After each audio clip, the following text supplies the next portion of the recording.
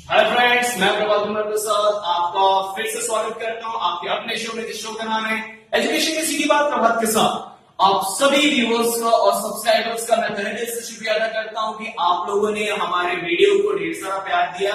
ऐसे हम आपके पास और भी ढेर सारे वीडियोस बना के लेते आते रहेंगे अलग अलग टॉपिक पे, एजुकेशनल टॉपिक्स पे। तो जो भी फ्रेंड्स हमें अभी तक सब्सक्राइब नहीं किए, नीचे आपका रेड बटन दिख रहा है, उसमें सब्सक्राइब लिखा हुआ है, उसे क्लिक करें। उसके बगल में बेल आइकन बना हुआ है, उसे भी क्लिक करें ताकि आपको नोटिफिकेशन आते रहेंगे जब जब हम कोई नया वीडियोस अपलोड करेंगे। और आपको ये सब वीडियो से आपको हेल्पफुल रहेगा आपके फ्यूचर के लिए। तो प्लीज सब्सक्राइब करें और देखते रहे हमारा शो, जिस शो का नाम है एजुकेशन की सीधी बात प्रभात के साथ। तो फ्रेंड्स, हम लोग पिछले अपने एपिसोड में देखे थे 3 topic, biodata, resume and CV. इनके तीनों के बीच में डिफरेंस क्या है। तो चलिए आज हम आपको डील करेंगे कि एक अच्छा रेज्यूमे या सीवी हम किस तरीके से बनाएं, क्या क्या उसमें कंटेंट्स होंगे, क्या क्या चीजें हमको लिखने चाहिए, क्या क्या चीजें हमें इग्नोर करना चाहिए, क्या क्या चीजें हमें रहना चाहिए उसमें। उन सभी टॉपिक्स पे हम डील करेंगे ताकि एक अच्छा रेज्यूमे या सीवी बना के आप कंपनी में प्रोड्यूस करें ताकि आपका एक अच्छा इंप्रेशन बने। तो चलिए आज हम लोग डील करेंगे प्रिपरेशन ऑफ सीवी और रेज्यूमे। तो फ्रेंड्स चलिए आज हम देखते हैं प्रिपरेशन ऑफ अ सीवी। सबसे पहले हमें क्या करना है, सबसे पहले स्टार्टिंग में आपको अपना नाम, एड्रेस याद रखिए, करस्पॉन्डेंस दीजिए। करस्पॉन्डेंस मतलब होता है कि आप अभी एट प्रेजेंट कहां रहते हैं, मतलब आपसे एट प्रेजेंट अगर रिसेंट में कांटेक्ट करना हो तो कहां कांटेक्ट करें। तो करस्पॉन्डेंस का एड्रेस दीजिएगा। आप अपना मोबाइल नंबर, कॉन्टेक्ट नंबर, और आजकल आपका न्यू जनरेशन के लिए सबसे इंपॉर्टेंट ईमेल आईडी, ये 3 चीजें आप स्टार्टिंग में देंगे, जिसमें कि आपका इंक्लूड होगा नाम, एड्रेस, करस्पॉन्डेंस का, मोबाइल नंबर और ईमेल आईडी। प्रॉपर तरीके से आप इसे लिखेंगे। उसके बाद आपका आता है कैरियर ऑब्जेक्टिव। सेकेंड पार्ट आता है आपका कैरियर ऑब्जेक्टिव। देखिए कई लोगों की आदत होती है कि आपका जो कैरियर ऑब्जेक्टिव वाला पॉइंट है इसे बहुत ही लाइटली लेते हैं। रीजन ये है कि अधिकतर लोग जो भी सीवी बनाते हैं या रेज्यूमे बनाते हैं तो दूसरे से कॉपी मारते हैं। तो उसमें क्या होता है कि बंदा रेज्यूमे जो बना रहा है उसमें क्या करता है, उससे कॉपी जब मारता है तो कैरियर ऑब्जेक्टिव भी कॉपी मार लेता है। लेकिन कैरियर ऑब्जेक्टिव आप बहुत छोटा चीज समझते हैं, लेकिन जब ये आपका जब ऑर्गेनाइजेशन में जाएंगे तब आपको ये मालूम चलेगा कि ये कैरियर ऑब्जेक्टिव बहुत बड़ा पॉइंट है। आप इसे ऐसे माइनरली नहीं ले सकते। कैरियर ऑब्जेक्टिव आपका खुद का अपना होना चाहिए।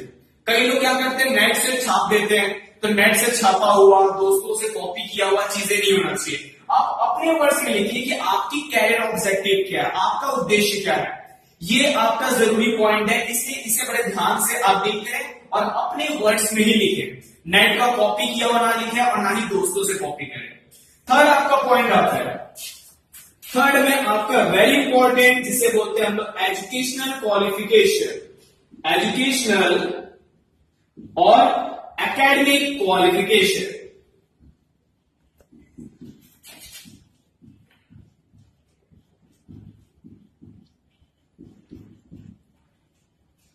अब इसमें मेन चीज क्या होता है, अधिकतर लोग एजुकेशन क्वालिफिकेशन ये सब जो देते हैं इसमें आप याद रखिए लेटेस्ट से ओल्ड पे जाएंगे, जो आप रिसेंट में चल रहा है उससे प्रीवियस पे जाएंगे। यानी कि रिसेंट में अगर मेरा बी चल रहा है तो मैं रिसेंट में बी लिखूंगा, उसके बाद 12th लिखूंगा, उसके बाद 10th लिखूंगा, ना कि 10th पहले फिर 12th और फिर बी। जो रिसेंट में है आप उसे फॉलो करेंगे।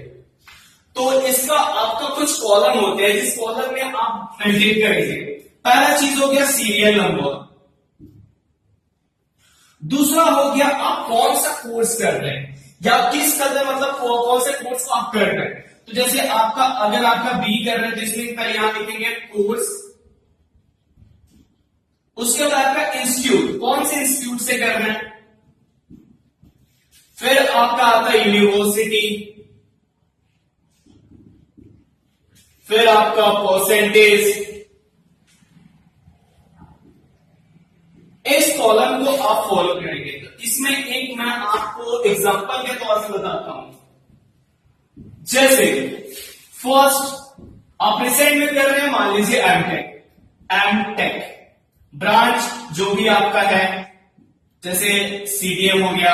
इंस्टीट्यूट जिस इंस्टीट्यूट से कर रहे हैं, मान लीजिए कोई सिस्टेक और कोई कॉलेज है भोपाल में।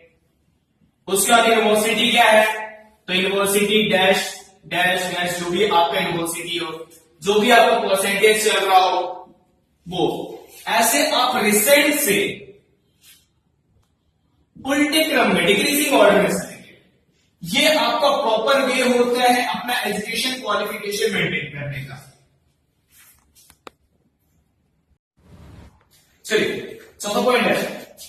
चौथा पॉइंट यह है आपका area of interest. Area of interest मतलब होता है कि आप जिस भी फील्ड से पढ़ाई किए, तो उस फील्ड में ऐसा कौन सा टॉपिक था जो आपका एरिया ऑफ इंटरेस्ट है, जिस फील्ड में आपको इंटरेस्ट है। एग्जाम्पल के तौर पे एक सिविल इंजीनियर हो गया, या मुझे बोलेंगे तो मुझे किसमें इंटरेस्ट है, मुझे सर्वे में इंटरेस्ट है, सर्वेइंग करने में इंटरेस्ट है, मुझे ट्रांसपोर्टेशन में इंटरेस्ट है, डिजाइनिंग में इंटरेस्ट है। तो उस चीज को आप मेंशन करेंगे। जैसे कि मुझे सर्वे में इंटरेस्ट है तो सर्वेइंग, डिजाइनिंग में इंटरेस्ट है तो डिजाइनिंग आपका, ठीक है। उसके बाद आता है आपका फिफ्थ पॉइंट, जो कि होता है आपका वोकेशनल ट्रेनिंग।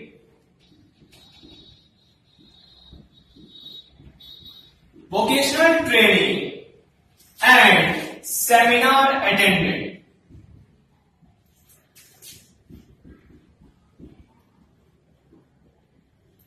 इसमें आपको जो भी अपने एजुकेशन टाइम में आपका जो सेमिनार्स होते हैं, जो अपने वोकेशनल ट्रेनिंग आपने लिया है अलग अलग इंस्टीट्यूशन से या अलग अलग कंपनी से, उसके बारे में आप डिटेल देंगे। और डिटेल का हमेशा तरीका याद रखेंगे, पहले लेटेस्ट देंगे, उसके बाद प्रीवियस वन देंगे।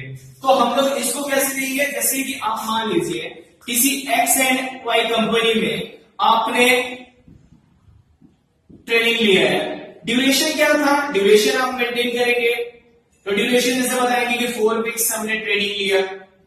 आप यहां डेट भी शो कर सकते हैं, फ्रॉम टू, मतलब कब से किए कब तक किए, ये भी डेट आप मेंशन कर सकते हैं। उसके बाद यहां मेंशन करेंगे कि आपने कौन कौन से टॉपिक या कौन कौन से मतलब टॉपिक पे स्पेशलाइजेशन किया, तो आपका वहां पे क्या चीज सिखाया गया, स्पेशलाइजेशन क्या था, उस टॉपिक को मेंटेन करेंगे। क्योंकि आप अगर ट्रेनिंग लेने जा रहे हैं तो कुछ ना कुछ सीखने जा रहे हैं, आप टाइम पास करने तो जा नहीं रहे हैं। तो आप यहाँ स्पेशलाइजेशन का पार्ट लगाएंगे। तो एक नॉर्मली अगर आप बात करेंगे तो हमारे वोकेशनल ट्रेनिंग की बात करेंगे तो 2 वोकेशनल ट्रेनिंग होती है, तो आप दोनों वोकेशनल ट्रेनिंग को मेंटेन करेंगे। उसके बाद जो भी आपके सेमिनार्स हो गए, क्या होता है कि अदर यूनिवर्सिटीज या IITs एंड IITs, अदर बड़े बड़े कॉलेजेस जो हो रहते हैं, आपके बहुत सारे सेमिनार्स होते हैं, आपका ऑर्गेनाइज करते हैं। उन सेमिनार को जो बच्चे अटेंड करते हैं उससे भी काफी नॉलेज गेन होता है। तो उस सेमिनार्स को भी आप यहाँ पे मेंशन करेंगे। याद रखिएगा सीरीज वही होगा, लेटेस्ट पहले होगा, उसके बाद प्रीवियस वन। तो 6वां पॉइंट जो हमारा, इसमें आप शो करते हैं आपने क्या मेजर प्रोजेक्ट आपने अपने कॉलेज लाइफ में किया है। आप मेजर प्रोजेक्ट जो करते हैं लास्ट सेमेस्टर में या लास्ट ईयर में, हमें एक मेजर प्रोजेक्ट करना होता है किसी भी कोर्स में, तो आप यहाँ पे शो करेंगे आपका मेजर प्रोजेक्ट क्या था। तो इसका रूल जो होता है एक टेबल फॉर्म में बना सकते हैं। उसमें आप देंगे कि डिस्क्रिप्शन से पहले आप बताएंगे कि आपका प्रोजेक्ट टाइटल क्या था। तो प्रोजेक्ट टाइटल बताएंगे कि आपका प्रोजेक्ट टाइटल क्या था, किस टॉपिक पे आपने प्रोजेक्ट किया। फिर प्रोजेक्ट का डिस्क्रिप्शन बताएंगे कि आप प्रोजेक्ट में क्या किए, प्रोजेक्ट आपका रियल तौर पे क्या कह के आ रहा है उसके बारे में। उसके बाद रोल अपना बताएंगे कि आपने इस प्रोजेक्ट में आपका पर्टिकुलर रोल क्या था। फिर आप कौन से सॉफ्टवेयर यूज किए थे इस प्रोजेक्ट को बनाने के लिए। अगर सॉफ्टवेयर यूज किया है तो आप इसे मेंशन करिएगा, नहीं अगर आपने यूज किया है तो प्लीज इसे मेंशन ना करें। इस फॉर्मेट में आप अपने मेजर प्रोजेक्ट को डिटेल से बताते हैं। उसके बाद नेक्स्ट पॉइंट आता है आपका कि आपने स्कूल लाइफ में, कॉलेज लाइफ में जो आपने को करिकुलर एक्टिविटीज पे ध्यान दिया है। को करिकुलर एक्टिविटीज मतलब कि डांसिंग हो गया, सिंगिंग हो गया, बहुत सारे डिबेट कंपटीशन हो गया, ऐसे रेसिटेशन कंपटीशन हो गया, खेलना हो गया, सिंगिंग हो गया, ये सारी चीजों पे आपने जो ध्यान दिया है उन सब चीजों के बारे में आप डिटेल बताएंगे। तो आपका 7वां पॉइंट है को करिकुलर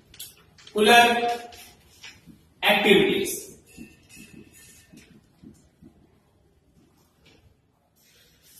को करिकुलर एक्टिविटीज में आपने सारे जो भी आपने कॉलेज लाइफ में किया है इस सब के बारे में डिटेल बताएंगे, ठीक है।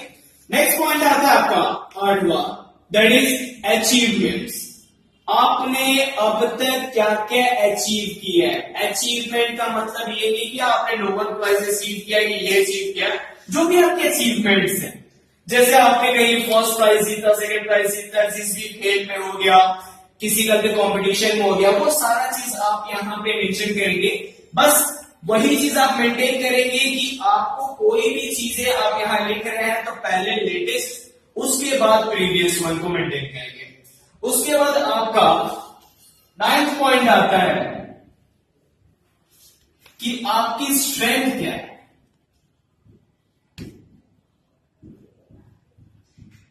स्ट्रेंथ मतलब होता है कि आप किस चीज में सक्षम हैं। मतलब एक होता है कि मैं बहुत ज्यादा पंक्चुअल हूं, I am very much punctual. फिर खूबी क्या है, मतलब जिसके कारण मैं आपकी कंपनी में एक अच्छा प्रोडक्ट मतलब प्रोडक्शन दे सकता हूं, या आपकी कंपनी के लिए मैं बेटर क्यों। तो ये चीजें आप यहां बताएंगे कि आपकी स्ट्रेंथ क्या है। जैसे कि मैं बहुत पंक्चुअल हूं, मैं बहुत ही वर्कोहॉलिक हूं, मैं बहुत ज्यादा काम करने में एक्टिव रहता हूं, बहुत ज्यादा एक्टिव हूं, एनर्जेटिक हूं, कहीं पे भी काम करने के लिए कभी मैं तैयार रहता हूं। ये सारी चीजों को यहां मेंटेन करेंगे। जैसे एग्जांपल के तौर पे मैं बहुत ज्यादा वर्कोहॉलिक हूं,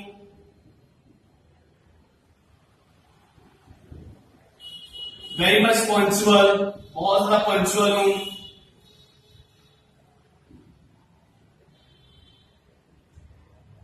ऐसे बहुत सारी चीजें आपकी आएंगी जो चीजें आप यहां पे बताएंगे। तो नेक्स्ट पार्ट आता है आपका पर्सनल प्रोफाइल। पर्सनल प्रोफाइल में आप अपने पर्सनल चीजें मेंटेन करते हैं, मेंशन करके बताएंगे, जिसमें कि आपका पहला चीज होगा डेट ऑफ बर्थ। आपका डेट ऑफ बर्थ नॉर्मल आप जिस फॉर्मेट में इसमें लिख सकते हैं। Gender, mother's name. अब एक बहुत इंपॉर्टेंट चीज मदर्स नेम। कई लोग को डाउट है कि मदर्स नेम में हम श्रीमती लिखें या मिसेस लिखें। तो समझिए श्रीमती कब लिखते हैं और मिसेस कब लिखते हैं, वेरी इंपॉर्टेंट पॉइंट। श्रीमती हम जब लिखते हैं जब हमारी मम्मी का नाम समथिंग कुछ करते देवी हो या कुछ भी हो, लास्ट में आपका सरनेम, पापा का सरनेम ना जुड़े, तब हम लोग उसमें क्या लिखते हैं, जैसे आपका नंदा देवी, ठीक है। तो आपका क्या हुआ, नंदा उनका नाम हो गया और देवी आपका एज ए सरनेम यूज हो रहा है, लेकिन सरनेम देवी जो है वो आपके फादर का रियल सरनेम नहीं है। हो सकता है आपके फादर का सरनेम हो शर्मा, तो आप इसमें क्या लिखेंगे, श्रीमती नंदा देवी।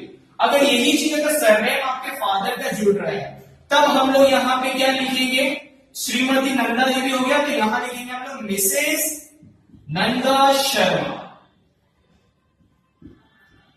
इस चीज को ध्यान रखेंगे कि जब सरनेम जुड़ता है फादर का मदर के नाम के साथ तब हम लोग मिसेस लिखते हैं, और नहीं जुड़ता है सिर्फ देवी रहता है तो इंडियंस देवी लिखते हैं, तो उस केस में हमारा सिर्फ क्या लिखेंगे, श्रीमती लिखेंगे।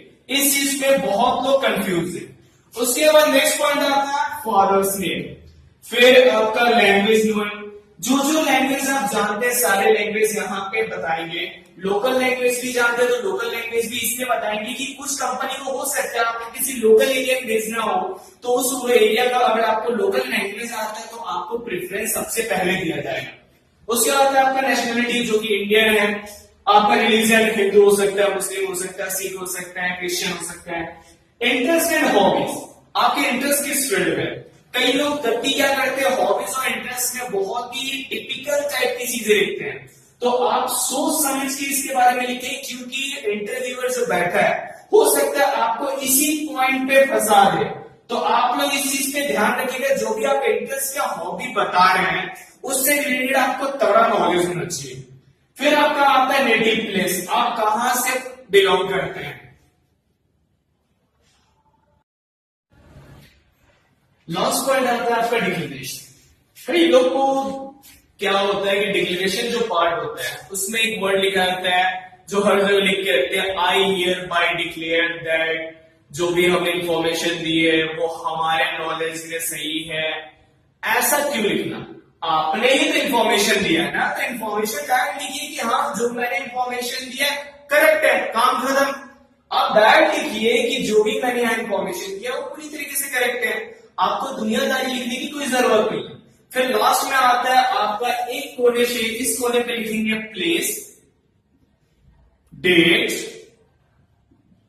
यहां आपका होगा नाम, जैसे एग्जाम्पल के तौर पर मैं अपना नाम लिख दे रहा हूं, प्रभात कुमार प्रसाद, और इसके ऊपर होगा आपका सिग्नेचर। जब आप रेज्यूमे लेके या सीवी लेके जाएंगे तो आप यहाँ पे प्रॉपर सिग्नेचर करेंगे, आपका जो सिग्नेचर होगा सिग्नेचर करेंगे, यहाँ पे आप प्लेस भरेंगे, यहाँ पे आप डेट भरेंगे, इन सब चीज को ध्यान में रखेंगे।